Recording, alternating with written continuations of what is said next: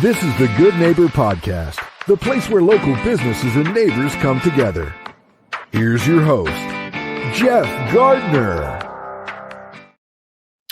Welcome to another episode of the Good Neighbor Podcast. Today we have another good neighbor on the show, Dr. Pete Douros of Awakened Heart Naturopathic.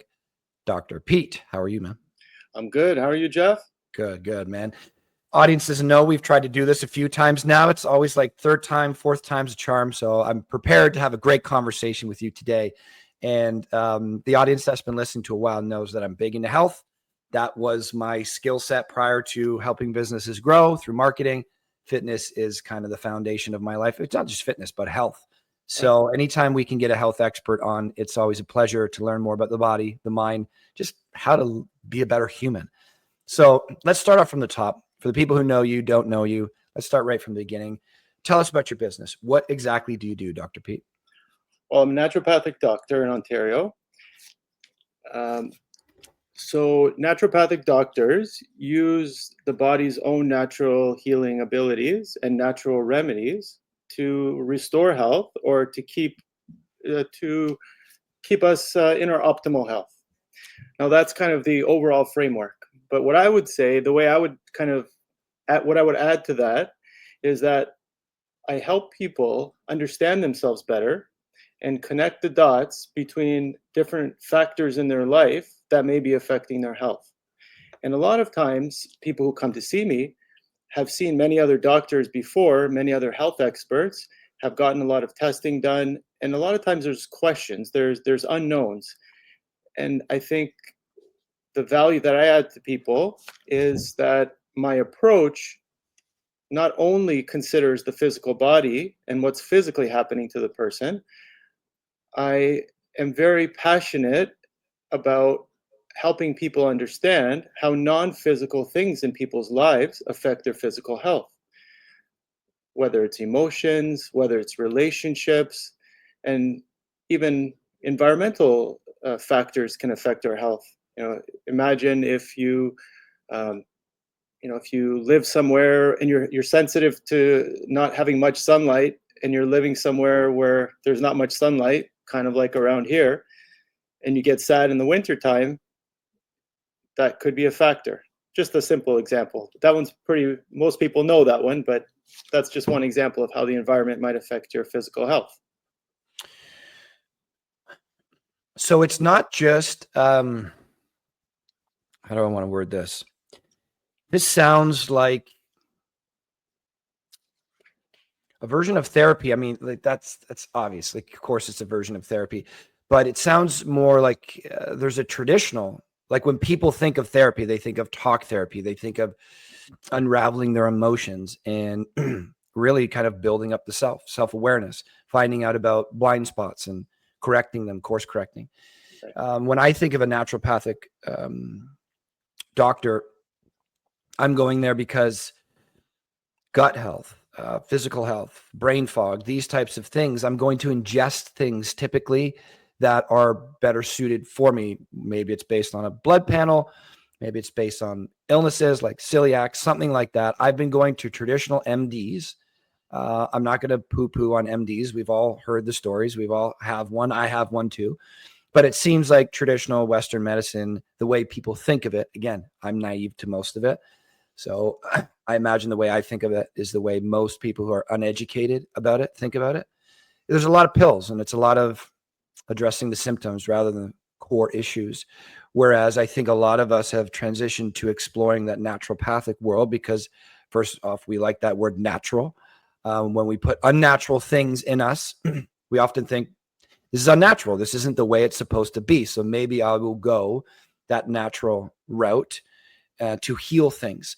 But it sounds like you're doing more than that. I come in there. I imagine we do talk about what I'm eating on a day-to-day basis. I imagine we do talk about what the stress is like in my life. I imagine we do talk about the sleep that's in my life. But it sounds like you go beyond that and maybe talk about, again, correct me, you didn't say the word traumas, but traumas can affect our entire being. So it sounds like you do a little bit more than the naturopathic doctors that I've spent time with, which was a good chunk of time when I was really figuring out how nutrition and me mix. That's why I went. It sounds like you do a fair bit more than that. Is that the case? That is the case. I do more than that, but I also do what you say. I do talk to people about their nutrition. I go over supplement plans with people. I go over blood work with people. But for example, if someone's had eaten junk food and had an unhealthy diet for their whole life and they're 35 and haven't really had any major health issues, and then all of a sudden now they have gut issues. Well, you could argue that their diet is contributing to their gut issues, and it is. But how is it that for 35 years they ate a similar diet and their gut wasn't reacting to that type of diet? And one argument could be that, oh, the body is finally failing after all these years of that type of a diet. Things are starting to break down. And there may be a little bit to that. But the reason why I'm not convinced that that is the most significant factor is that when I start to talk to people and understand what was going on in their life around the time that their gut changed, there's a story. Mm-hmm. We go through things. Things happen in our life. A lot of times they're unexpected, things that catch us off guard. And part of my approach considers that. And I'm confident in the utility of using this to address health issues because having been in practice for 12 years and using this type of approach the whole time, I've seen it. I've seen it in action. Mm-hmm. So, one simple example with digestion, there's one connection that I found through a system, maybe we'll talk a little bit more about it, called German New Medicine.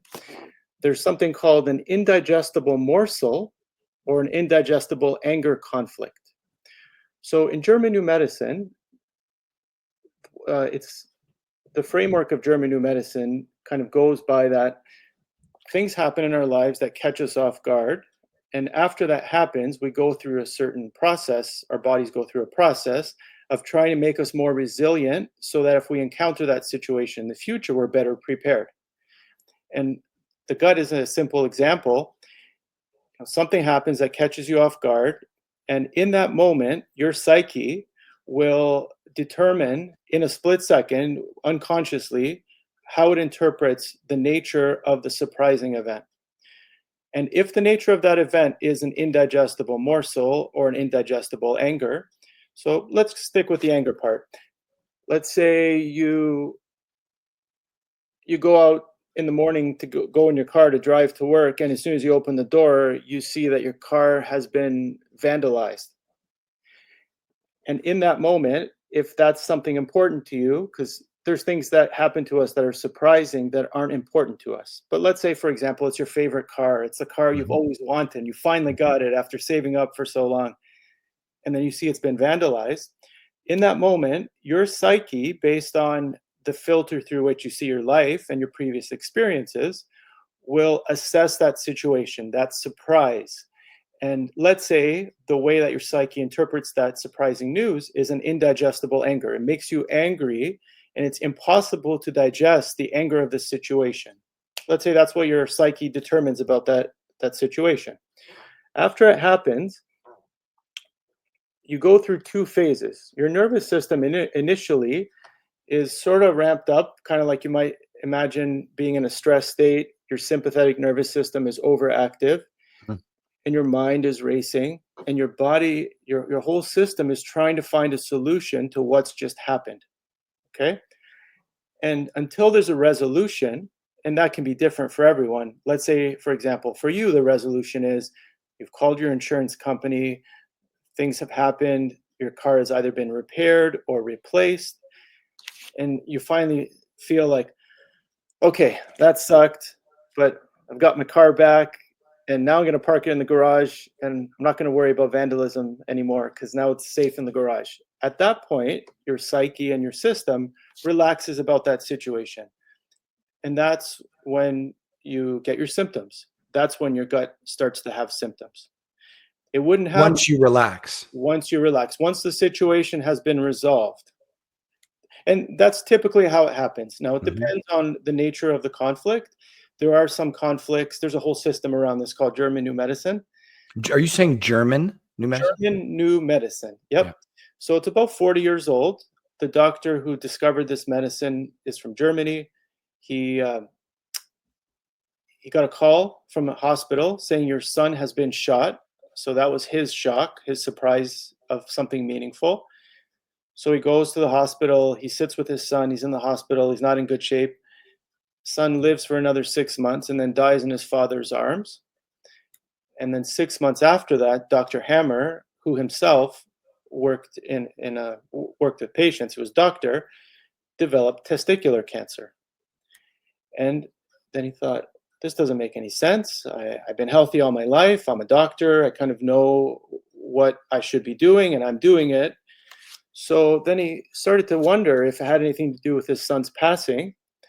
And because he worked somewhere with patients who also had cancer, he started to do some investigation and asking questions. And then he thought, okay, I'm seeing some patterns here, but how can I make this more scientific? So he thought, what is the master control center of the body? And it's the brain. He thought, oh, it's the brain. That's what controls most things in the body. So then he thought, what if I do CAT scans of people's brains who have experienced surprising events or who have some kind of medical condition?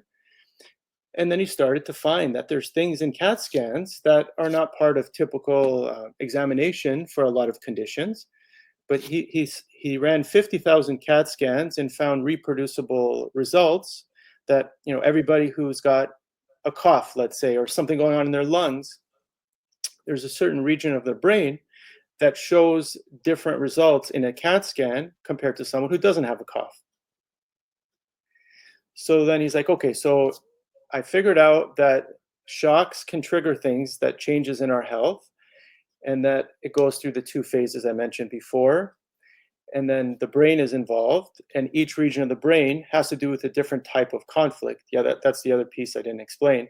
So as he was interviewing the people he was working with, he was finding that everyone with the same type of diagnosis had a similar type of shock.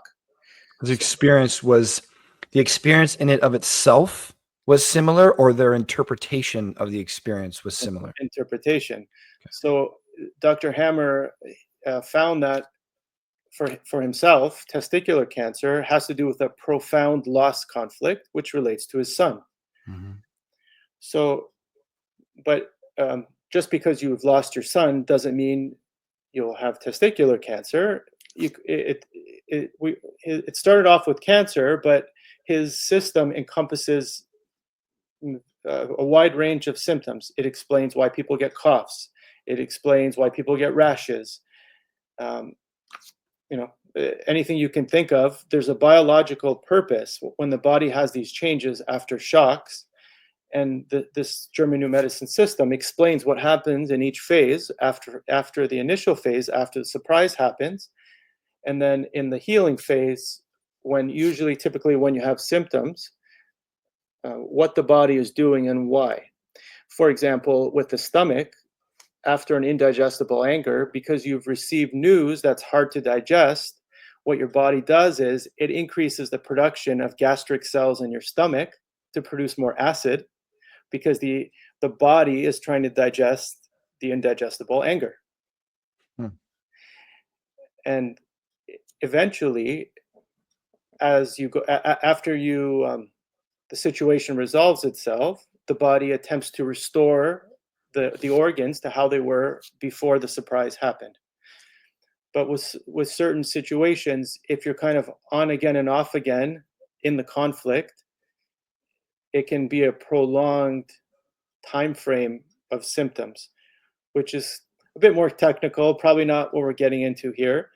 But just the main point with the GNM is just to understand that your body, even when it seems like it's malfunctioning, like when you've got a rash, let's say, and it won't go away, of course, there may be things that you might speak to your medical doctor about, and they may have an explanation that's physical. So that's also a possibility. But most of the people who come to see me have already done that. They've already seen a dermatologist, or they've already seen some specialist. And a lot of times there's not any more tools beyond what they're already doing. So they may already be taking a medication, and it may be helping somewhat or not so much. And then it's interesting that once I get into these conversations with people, connections are made, and then they understand what's going on more. And a lot of times there's improvement. Oh man, there's so much there. God, the body is fascinating, eh? Fascinating and incredibly frustrating. I wish there was just a greatest gift we've ever been given, I think. And I cherish it, but I wish I had a user's manual. Yep, exactly. Because what you're talking about frustrates me. Frustrates me that it's true. Mm. Most of the things that I do in my life are about focusing on what you can control and accepting the rest. Right. And so I focus on building up the individual. I think that's the best way for me to make an impact. I think that's the best way for me to show up to this podcast and have a good episode rather than focusing on you, something I can't control. I focus on me. But now what you're talking about is I've spent so much time focusing internally, and it's produced very positive results in my life. I'll probably never go back to pointing my finger at the external. But I think I started to believe that the external factors had less of an impact on me than I think I'd like to believe. It's all about that extreme ownership, right? Everything in my life is maybe not my fault, but my responsibility. I wouldn't have had this experience if I worked out harder, if I slept better, if I ate better, if I handled stress better. But what you're talking about is me going out into the world, something happened externally, and being in control to a large degree of what happens internally. So my first question kept popping up into my head when you were saying this, these surprise events. So I don't know. I was thinking like a car accident. Car accident for me would be shocking, but a car accident to a loved one would be much worse for me. Yep. So a loved one gets in a car accident today. I find out about it over a phone call or something. That could be an example of one of those surprise events. Is there anything I could do to fortify myself for that event? Because I feel like fortification is on a spectrum. There are versions of us out there that are like living in a snow globe. As soon as we step out of that environment, we're like porcelain. We fall apart. Yeah. And then there's versions of humans that are hardened. Their skin is literally thicker. Their muscles are thicker. Their bones are thicker. Their brain, same thing. And that seems like a very good way for me to live. My life is most affected by stress. My business, its growth is most affected by stress. My relationships, that's the big challenge for me. And I think a lot of us would agree with that, is stress. So the things that I do, whether it's temperature exposure, whether it's working out, whether it's learning, a lot of it is health and mind related, probably the majority of it, fortifies me to these things so that stress doesn't not affect me, but it affects me much less. Right. Still affects me though. So that's the question I always have is, you know, like a video game character, if you ever played video game, how can I make myself to the point where the stress doesn't knock me off my path? Is there a way to do that? Well, or rather than focusing on the after effect? That makes me think of a few things. So the first thing is, in German New Medicine, your psyche is what determines how you respond to a shock, to a surprising event. So can you just describe the psyche for the people listening? It's an interesting topic. It's abstract. It's hard to describe accurately, and you may speak to multiple people who work with German New Medicine. They may explain it differently, but your psyche is kind of like the filter through which you view the world, experience your life, let's say. Okay. Yeah. I like that. View the world is also like sort of a subset of that, the way you view the world. And that can change. That changes from day to day. But there is a bit of a long-term trend towards how our psyche sees things. You can imagine it's like kind of related to personality too. There's certain things about people's ways of being that are consistent over time. So getting a call about a loved one having an accident, if you and I have had different experiences in our lives that have changed how our psyche views the world, we may have a different conflict. let's say, for example, for you, having that phone call triggers the threat of abandonment, because let's say whoever it is that's the loved one, somehow they support you, and if their life is threatened, you might feel abandoned by that person. Mhm. Sorry, support, maybe that's not the best word, but Yeah, it's or a something loved that one. happened. Yeah. Yeah, you might feel abandoned. But let's say for me, it triggers a death fright conflict. Whatever the news is, I'm afraid for the life of the person that we're talking about, the loved one. So for you, as you're going through the different stages that German New Medicine talks about, it might lead to issues with your kidneys, where you're retaining water. For me, if my psyche saw it as a death fright conflict, it may affect my lungs and I may have a cough when the situation resolves itself. Unexplained cough, just out of nowhere, cough, cough, cough, but it's like 2 days after the loved one came home from the hospital, and I finally saw them walk after they'd been in the hospital for 3 weeks and not in the greatest shape. And for whatever reason, my psyche saw that, witnessing that, as relaxing about that shock. And then the cough would come.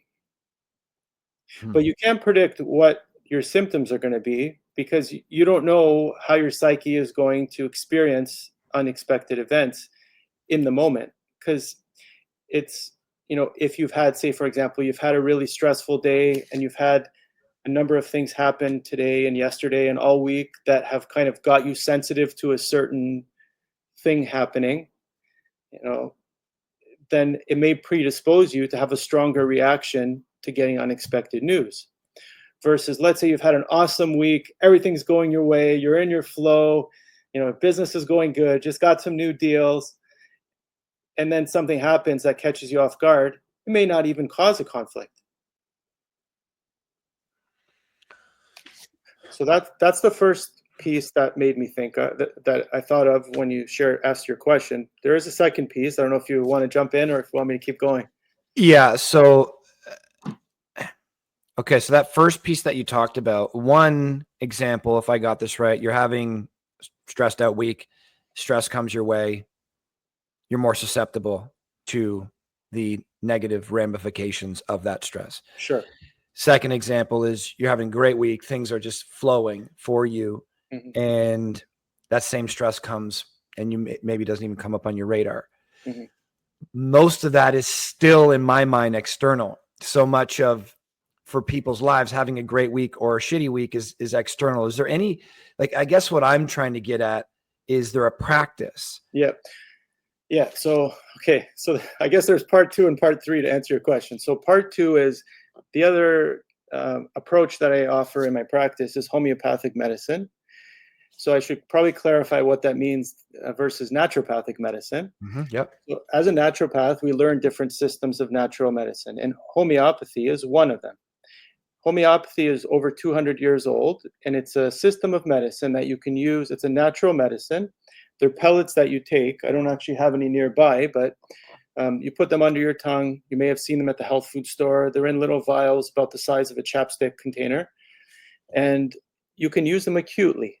For example, if you have a headache, you can take a remedy called belladonna, if that's the right remedy for your symptoms. Um, and you can, if you've got bitten by mosquitoes, you could take a remedy called ledum, which is good for bites. And you can use them acutely like that, or arnica. If you've had a fall and you've bruised yourself, arnica is a natural anti-inflammatory. But you can also use these homeopathic medicines to treat the whole person, which goes deeper than just treating a symptom. Now, it's beautiful to have them to treat symptoms because it's natural, and it's if you can avoid using a medication that has side effects. Let's say your symptom is not severe.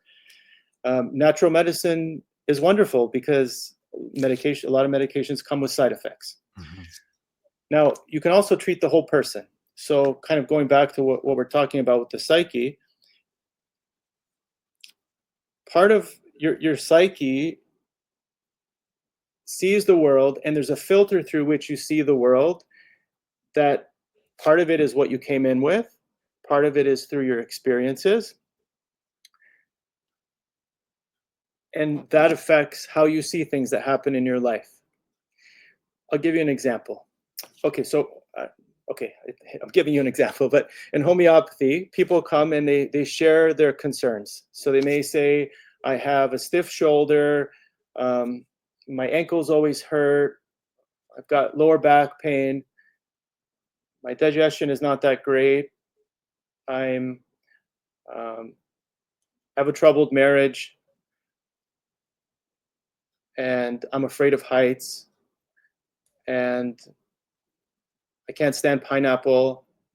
People come to you with all this stuff? Yeah, like the way with, they may come initially because of joint pains, like that was how I started off this example. But then I started adding other things that people will share with me that have nothing to do with joint pain, like the fact that someone likes pineapples or likes apples or hates grapes. Like they'll be so passionately against grapes.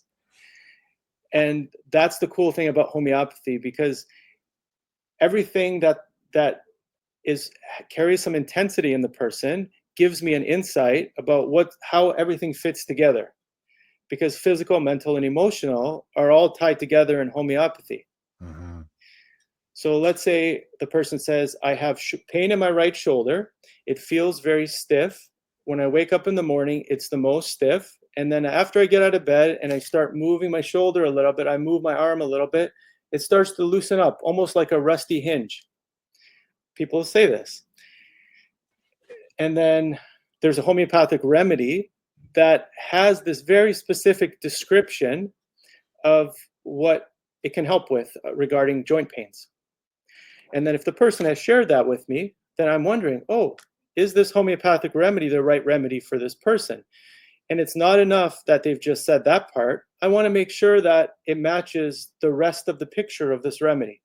So I asked them about all the systems of health. I asked them, about their appetite, their digestion, their skin, their teeth, their food preferences, which weather they like, which weather they don't like, because these are all giving me insights into the person's overall makeup. And then if I can match other things that the person's sharing with me with the unique thing they've said about their chief concern, like my shoulder feels stiff and it feels like a rusty hinge, it gets better when I start moving it. The remedy for that in homeopathy is called rust tox, which is made from poison ivy. But then let's say they also say to me, if I said, have you ever had any skin issues in your life, any skin conditions? And they say, oh, I keep getting poison ivy. Every summer I have poison ivy. I barely even walk by the plant and I've got poison ivy. So now I know that the sensitivity to that plant, as well as the symptom that they're describing, which matches with that plant, I know that there's a good likelihood that that's going to help their overall health. What a complicated thing, eh? My God, I'm listening to you say this and I'm like, I like complicated problems. Yeah. But there is a spectrum to complication. And when you're, what did you say, physical, mental, and emotional? That's right. It's like this never-ending puzzle piece. I often look at the body as like the universe. It's ever expanding, cannot be figured out. And I'm just like, how do you do this? Anyways, I give you a lot of credit already teaching us so much on here. Is there anything else that you wanted to add to that? And any other home practices, things like that we could do to kind of, I just keep coming back to more fortified, to prepare ourselves. Life's stressful, and excellent and rare lives are the most stressful, it seems. Those people take the biggest butt kickings, and it's like the most important skills are like perseverance and, that no quit attitude to really live these lives that we revere. Those people are being pushed against the tallest and strongest waves. So it seems like fortification for a lot of us is something that at least we think about a lot. So if there's anything we could do at home or eat or move or something to make us more resilient, I think people would benefit from that. Well, I think I should just finish the point about the homeopathy. Yeah. So in this example of the stiff shoulder, if I start asking the person, tell me about your shoulder, often what they'll say is it feels stuck. Okay. And then if I move on to something else and I'll say, oh, you put in your intake form that your marriage is troubled. Tell me about your marriage. How do you experience your marriage? And they'll say, I feel stuck. And then I start asking them about something else. Tell me about your constipation that you listed in the form. And they'll say, it feels like my stool is stuck. So my point here is that everything is tied together. And like the cool thing about this approach is that the person who's answering the questions has no idea about my training and what I'm trying to assess with my questions, but I'm seeing patterns. And the patterns that I'm seeing and what they're sharing gives me an insight into the state that they're in, which may be affecting their health. So part of the goal of taking that remedy is not just to help the person's shoulder, it's also to change that perception that they feel stuck. And oftentimes after they take a remedy like that, they won't say they feel stuck anymore. Wow. So that to me, when you're saying this seems to be like a belief in my head, like this very limiting belief. To me, I immediately go to the word stuck when I'm having an issue that I find complicated to describe. Or maybe it seems very accurately in my head that this actually feels stuck. I find when people are explaining things to me, sometimes I do not do what you do at all, but I was an addictions counselor at a facility for the last 4 years on the weekends. Right. And so we get probably some similar things, certainly emotions, stuff like that. And I find that humans, in many cases, aren't that great at communicating what they feel. So they find a word that resonates with them most and they use it. My knee's stuck, my marriage, this is stuck. That's like the place I go to when things aren't right. I say they're stuck. So to me, that sounded like just a belief. This is the belief that I have in my head. It's rooted deeply. I've said it over and over and over and over again. That's like my comfort word to say when I'm describing a negative feeling or a pain. But it's very interesting that when you say this remedy comes in to their system, it almost unlocks that belief. Like what's actually happening? Well, I use the example of a remedy that's associated with the experience of feeling stuck. Now, stuck is an interesting word because it is sort of overused in society. People will often say I'm stuck, but it's not just I'm stuck. There's also people may say, I feel like I'm getting squeezed out, and they may say at work, tell me about that. Oh, I feel like I'm getting squeezed out of my position. My coworker is taking over what I'm doing, and they're like trying to make themselves look better with our boss, and I feel like I'm going to get squeezed out of my position. It's not so much about the specific words, but my point is more that there's different homeopathic medicines that have themes, and the themes of those medicines tend to encompass a lot of things that the person says. And if the person is saying, I feel stuck, part of my job is to discern if they're just saying that because it's a colloquial term. And a lot of people say, I feel stuck. But then when I start asking them questions, that doesn't carry through everything else that they're sharing. So I know stuck isn't really what I'm looking for to help them. I see. Right. So just to clarify that piece, but going back to how we can build more resilience. Number one, technology is increasing very fast.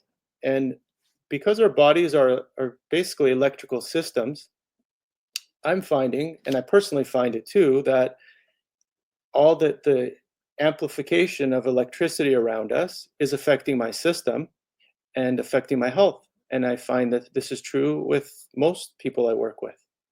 It's not natural to have as much electricity around us as we do. And not only do we have an increase of electrification around us, we have a decrease of our connection to the earth. So it's like two things going not in our favor. So very, very important, as much as you can, even if it's only for a short time every day, find a way to connect with the earth. This time of the year, it's a lot easier, of course. Take off your socks and go to the park, go to your backyard, even if it's just for 5 minutes without your device, and just take that time. Take that time if you close your eyes. recenter, and you could go really far with a practice like this. And Yeah.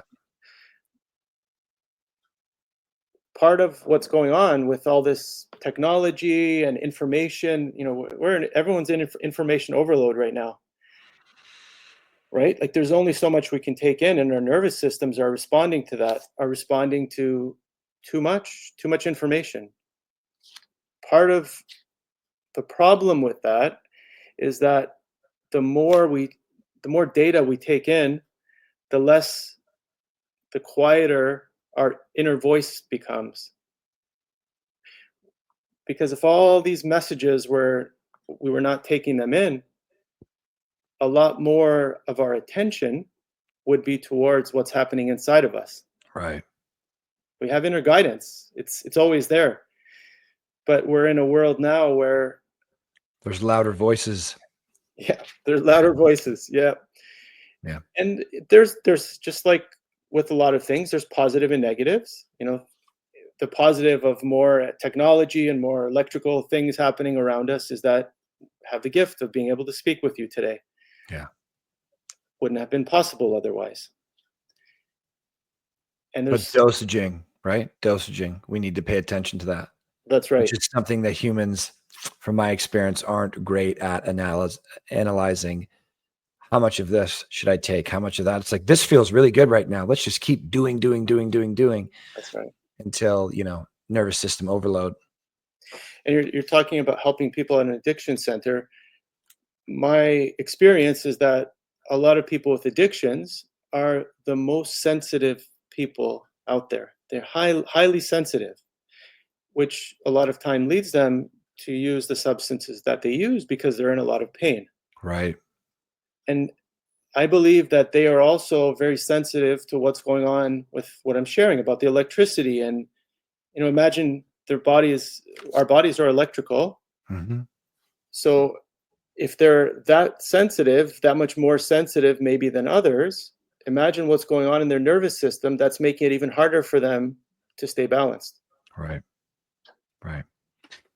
Man, so fascinating. Oh my goodness. Okay. So for people listening, and they know this, once I say this, you've already said it, but people know this, commune with nature. I just went away from Friday to Sunday, up to area near Perry Sound, French River Canal, French River system. Yeah, I've been there before. And great food, canoes, no phones. We did have some music playing, but no internet, no nothing. There was no reception, and it was just tense and nature and glorious weather and water. And it's just, you feel fantastic after it. Every time I do that, it's like I can't wait 12 more months to do this again, because I usually camp once or twice a summer. Yeah. And I'm like, I was ready to come home, but I kept thinking the whole drive home, like, don't wait another 12 months to do that again, especially in my world, marketing, right? A lot of it is digital. Yeah. Some of it is offline. We love our print. We love those types of things as well. But all that digital activity, there's a lot of screens going on and a lot of reading and a lot of really pushing the brain. So to reset like that, people know. But you heard Dr. Pete, get outside and just, I don't know, Dr. Huberman, Andrew Huberman, I imagine you've heard of him. He says the same thing. Get outside first thing in the morning, get sunlight in the eyes, commune with nature for at least a little bit. And you were saying even 5 minutes, everybody can do that. I don't care how busy you are, you can do it. And it has certainly been beneficial for me. I go for a walk in the morning. It's how I set my day, even in the winter. Actually, I think I prefer winter walks over summer. It feels great. But pivoting a little bit to learn a little bit more about you, Dr. Pete, I'd love to learn what got you into this. I mean, we just spent 30 minutes on the first question talking about what you do. So that just spews passion. It seems like you're very interested in what you do. And those are the people that I want to work with, people that don't just do it for a paycheck, but do it for an impact on themselves and their community and their world. People that are really fascinated with what they do. It seems that way with you. What brought you to this? Well, actually, this is not my first career. I actually studied finance. I have a 4-year business degree, worked at a number of financial institutions, worked on Bay Street for a little bit, and found myself in my last financial job well, I should backtrack a little bit. After I graduated from business school, I went on a backpacking trip to Europe. And while very I cool. was there, 9/11 happened. Oh, shit. Yep. And then I came back and there was like massive freeze on jobs, on hiring. Before I left, I thought, oh, I'm just going to come back and find a job. It seems easy to find a job as a new finance grad. So I came back and I couldn't find a job. Took me many months to find a job.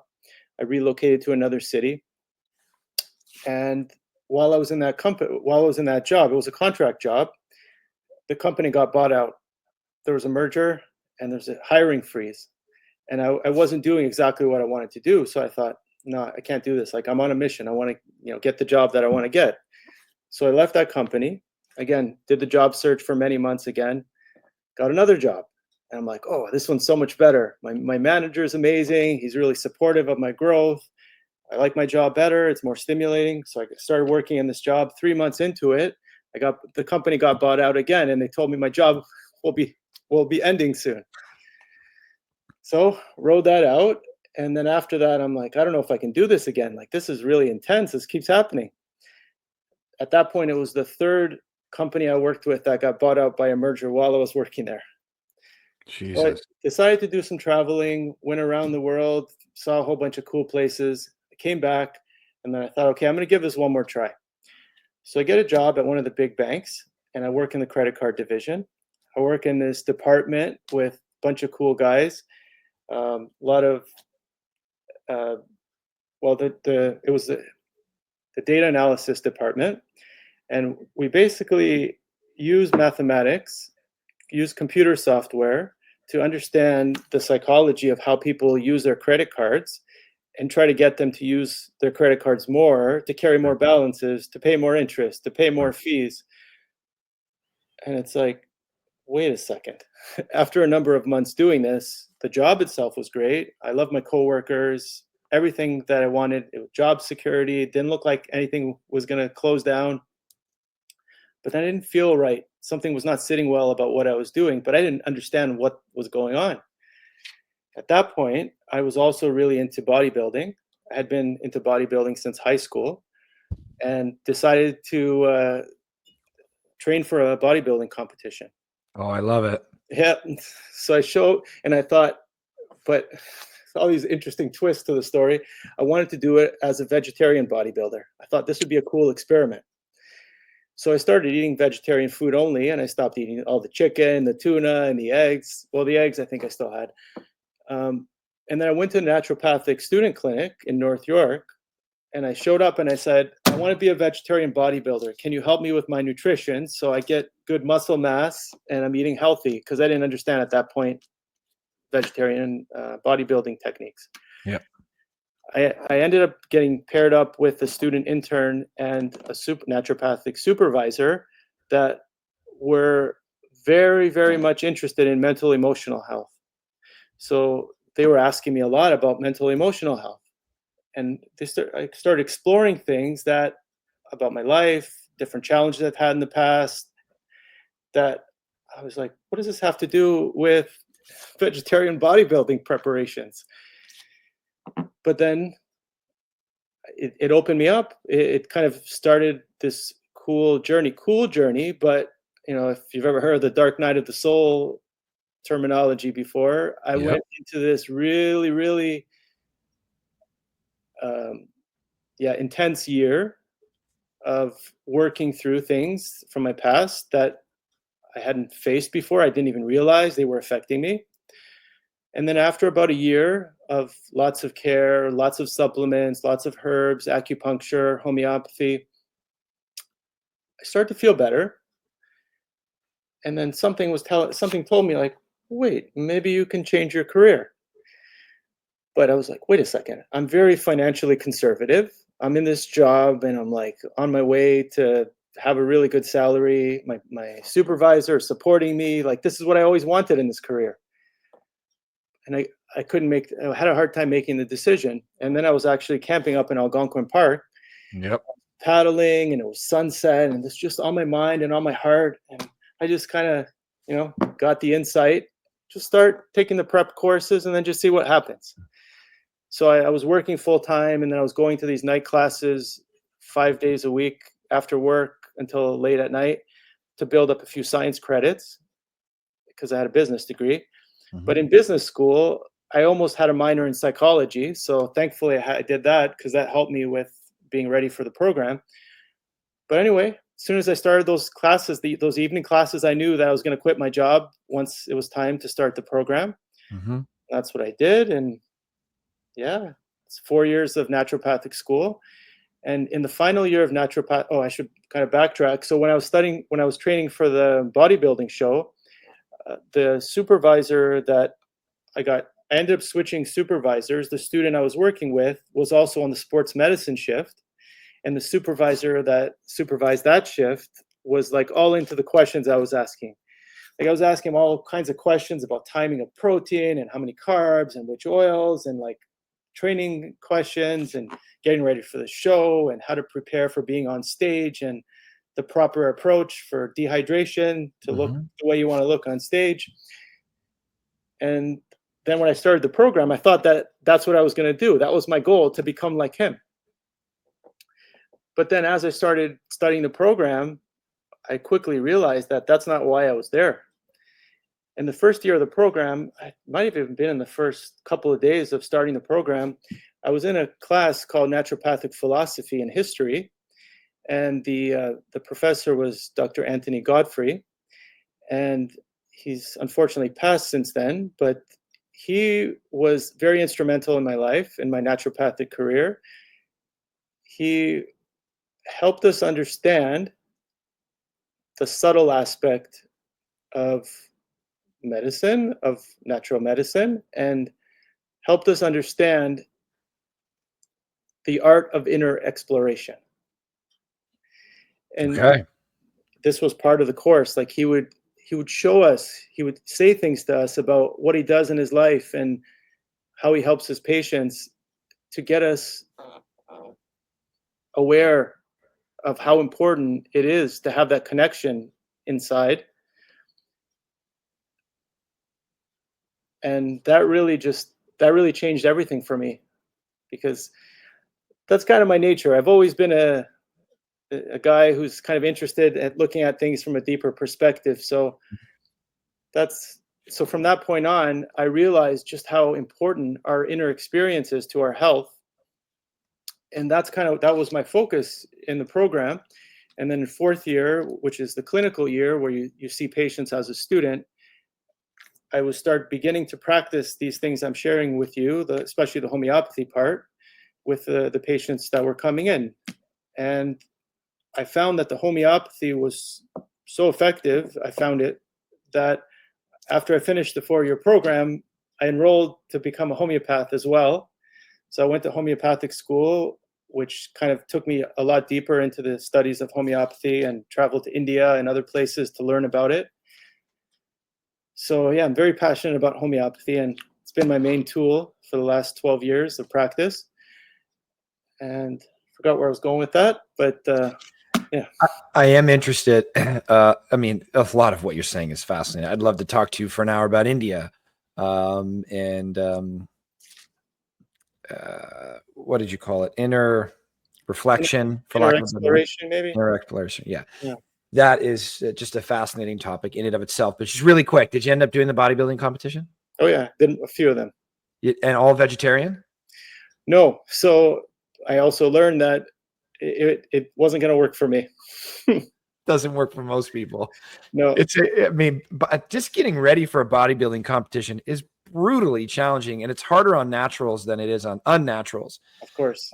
They have many added benefits, especially in that prep period, 4 to 6 weeks, where you're getting really close. I mean, prep can usually be anywhere 12 to 14 weeks, but that last month when you start taking diuretics and all that kind of stuff, they have a lot of benefits where they don't feel nearly as crappy as natural bodybuilders. Yeah. So it's brutally hard in and of itself. As a vegetarian, I can't even imagine. So kudos to you for giving it a go. And I love that we have another person on the show that's interested in bodybuilding. I'm still intensely interested in that sport, not to do it anymore. I still live the life of a bodybuilder, but it's not for competitions. but I love the sport. I love going to the expos and all that. It's fantastic. About you a little bit more. We're getting near the end here, and there's lots more things I want to ask you. So appreciate you giving some insight into your story. I love where it started. I love how you pivoted. And it's so fascinating how many people have found themselves owning a business that was at one point early on the answer to their own complications, right? Like Yeah. ultimately you healed yourself and you monetized it. You created a business to help heal other people. Mm-hmm. That's For very sure. cool. Yeah. I got into marketing because I owned a gym and I was a personal trainer and I was a slave to the business. A mentor of mine asked me, do you own the business or does the business own you? I'll never forget this. I was like 23 when she asked me this. I'm Yeah. 38 now. Mm-hmm. And I said, I don't know. How can I tell? She's like, can you go away for a month and not only your business maintain, but grow? I said, not a chance. Yeah. Every day my body isn't physically here. Business loses revenue. She's like, well, then you're a slave to the business. So you've just got a high paying job now. Maybe worse to do this than to be an employee. So I had to learn how to train new people, hire, and market. And then it freed up my business to the point of exiting it and selling it. It wasn't a big sell, but the fact is that I was young and I was able to sell a business. Yeah. From marketing. It provided a sense of freedom that a few other things did. And now 10 years later, I have a marketing company, for the last 10 years. Amazing. But anyway, what really lights you up, Dr. Pete? What really gets you going? Give me 3 or 4 things. Yeah. Rapid Well, fire. I would say one thing is helping people understand something about themselves that they had no idea about. Seeing that light bulb moment, they're like, oh my God. Exactly. Yeah. Exactly. Yeah. What else? Community. Being with others. I think especially in the last 5 years, I live alone, so it's been more exaggerated. Just for me, part of the experience has been like before 2020, being more social, and then after 2020 and living alone, it's kind of like, oh, like this is different. So yeah, and now I'm appreciating the value of being in physical presence of others. So that definitely lights me up. And what else lights me up? I like problem solving. Yeah, like a hobby of mine is fixing cars, and I've done quite a few extensive projects. Just finishing up a bodywork project and taking a 17-year-old car and making it like new again. So yeah, I like that. I like figuring out complicated scenarios and figuring out solutions for them that aren't so obvious. Yeah. Yeah, I love it. There is something very rewarding to the brain about problem solving and then helping people. That was your first one. I love it. We got time for one more, and this is one of my favorite questions. Actually, we need to. Because we need to give the audience a little bit more about how you can help them. So Sure. I like painting this picture here. We know that you're a naturopathic doctor and you use tools like homeopathy. You talk about emotions and internal healing, and you do a variety of things, but really to Cole's notes it for somebody. There's that acronym TLDR, too long, didn't read. It's like you take a long email and you shorten it into the most important pieces. So I like painting this picture. You're on stage. Somebody's about to give you a microphone. You got 100, 500, 1,000, 5,000 of your potential prospects, clients, people that want to know what you do right in front of you. They give you 60 seconds. They say, what are the most important pieces that these people need to know about how you can help them? Go. Well, I would say that we all have physical, mental, and emotional aspects to us. And my strength is helping to assess and connect the dots between those things to figure out where things may be out of balance to help you feel better. So been speaking mostly about mental, emotional topics so far, but I also do review lab work. I also review supplement lists. People are on medications and are having symptoms. I always make sure that they aren't having side effects of those medications that they're not aware of. And ultimately, a lot of people who come to see me say that they thought they were just coming in for natural treatment, natural health support, but they're actually learning about themselves.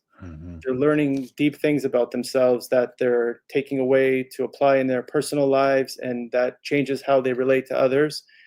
So that's it's a bit about what I have to offer. Beautiful. I love it. Come there to feel better, learn about yourself. If I were to say it in 10 words. Yeah, feel better for sure. Yep. Yeah, awesome. So this podcast, often I speak a lot more on these episodes, but what you said has been so fascinating that I just wanted to listen. And sometimes those are the best episodes, right? There is no right or wrong way to do it. But ultimately, you've done 300-400 episodes. The podcast ends up becoming an extension of you, right? I mean, I am the same person in every facet of life, whether it's the business owner or the fitness guy or the friend or the son or the podcaster, whatever it is. I can only be me. So all of these things are a slice of me, an extension of me in some way. So I only am interested in a handful of things in life. Entrepreneurship, big one. Freedom, what does that mean to you? That's a big one, something I think about. Self-development, it's a big one. Mentorship, big one. Impact, community is a big one. So this last question is about impact. It started from a mentor. A lot of the things that are beneficial in my life started from a teacher, passed on to me, and then I made them my own from being guided. I'm big on walking a path with somebody who wants to know what you know and helping them get there, essentially, rather than doing it on your own. Sure. So this mentor came into my life very young age, and I was living out of alignment. I was basically like a pinball, just bouncing all over the place, feather in the wind, figuring stuff out on my own. And then, as you get older, you bump into some people. Maybe you're interested, maybe you're not. I was interested in living a better life. And she asked me, she was the one that told me, am I a slave to my business or do I own my business? She also asked me, what have you ever considered what your impact is up to this point in your life? I'm like, I don't even know what you're talking about. I'm 23. I like girls. I like parties. I like making money. I like being in shape. Very simple dude life. Yeah. And she's like, well, I encourage you to think of it because you're born, you're going to die one day. And that day could be tomorrow. It could be 5 minutes from now. It could be in 50 years. I have no control of it. You have no control over it. That kind of woke me up in the moment. And that stayed with me. Death has stayed with me ever since. It's a great motivating factor.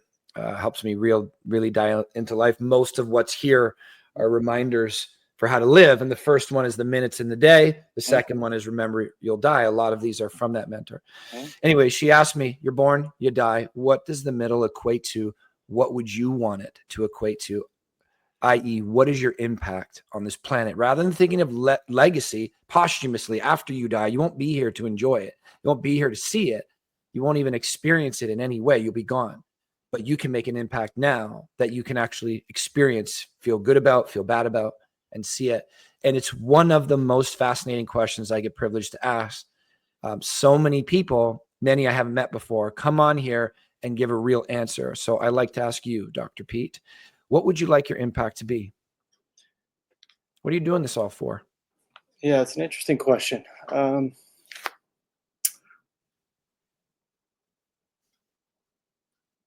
Something that I focus on a lot, or that I'm conscious of, is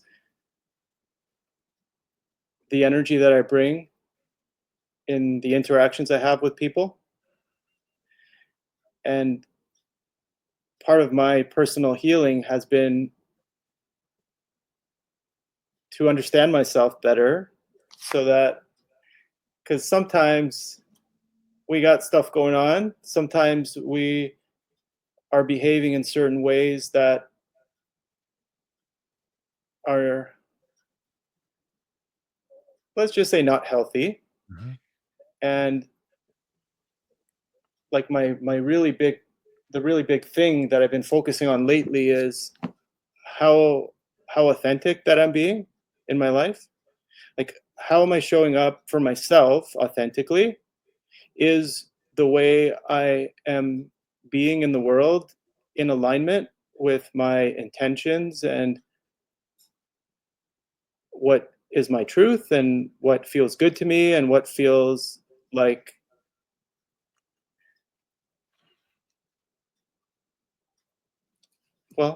in alignment. Like, there's times that we act and it doesn't feel in alignment, and other times it does feel in alignment. So I think for me, being conscious of how authentic I am in my life, and then being conscious about like they say that people don't remember what you do for them. They remember how you made them feel. Maya Angelou. Yeah. Right. And that's very powerful for me, I because agree.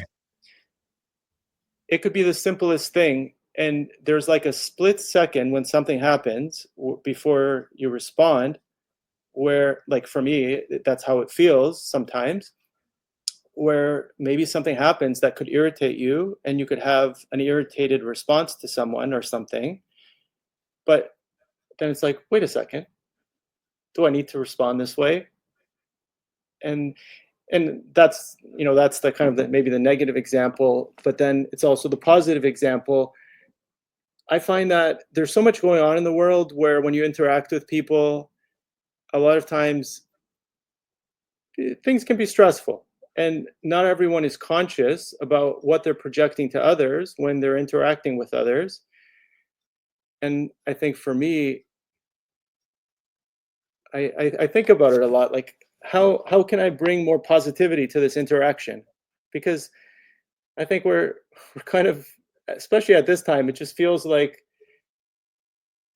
people are polarized and people are very reactive, and it's very easy. And I think there's something going on collectively that's making people more reactive. And that's probably a whole big conversation, because the world is changing very quickly. And there's some good that I think will come from that, but there's also some turbulent times that we're experiencing right now. And I'm noticing it both in myself and in those that I work with. There's patterns of things happening. Like, for example, last couple weeks ago, a bunch of people were showing up with vertigo that never had vertigo before, dizziness. There's things happening. So anyway, kind of going back, just your question was, what do I want my impact to be? It sounds like your focus is on developing self. Exactly. Yep.